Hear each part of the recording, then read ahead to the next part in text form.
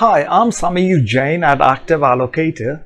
This is a good time to understand what's going on in the UK.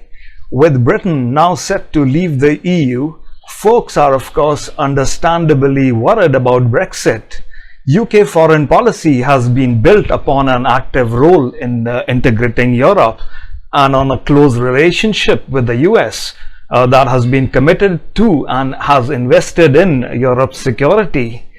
I think with the Brexit, things are going to slow down. It's going to slow down investments, sales are going to be reduced, and which seems to be eroding business confidence.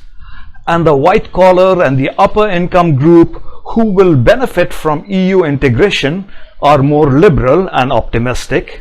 And this seems to be at odds with the blue collar and the mass population that is in general discontented with the loss of sovereign power, and they're also pissed with immigration. For them, the issue of identity plays a much stronger role in shaping attitudes towards the EU. And even for those who are pro-integration, there's a lot of confusion with some supporting status quo, others advocating that the EU should get more powers, and still others in between asking for the EU to return power to member states. So peace, the Schengen area, freedom of movement, the single market and the single currency, all of these have been achievements of the EU, but all of this seems to be up for grabs now. And Britain's privileged position in international structures, I think, will decidedly erode. UK will become less relevant and influential, adrift from Europe, at loggerheads with the US, domestically divided, unsure what it wants, and unwilling or unable to invest in the tools of public diplomacy.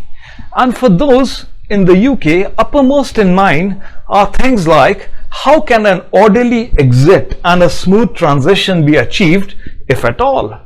Whether it can maintain its constitutional integrity and minimize economic dislocation, whether it can build a new partnership with the EU and key member states that maintains practical security and foreign policy cooperation. So how can the UK best balance retaining national security and at the same time gaining access to the EU domestic market? That's the question.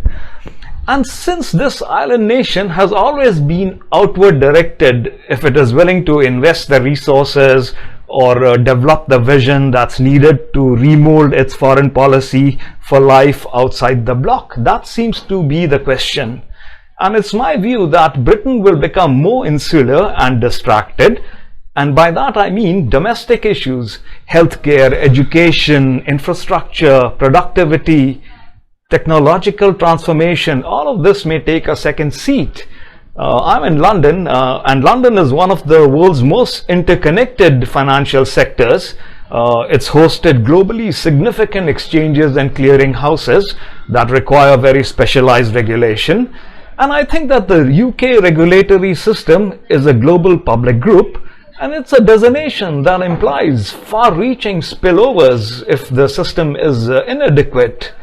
And in all of this, Brexit creates significantly much more complex regulations for EU-UK financial transactions, and it forces complex transactions into jurisdictions with with less experienced regulators, and I think that's going to create further global risks. So this is a very interesting time to be in the UK, and I'll keep you posted with what I learn, or at least my own impressions. Thank you so much for listening in. Bye bye.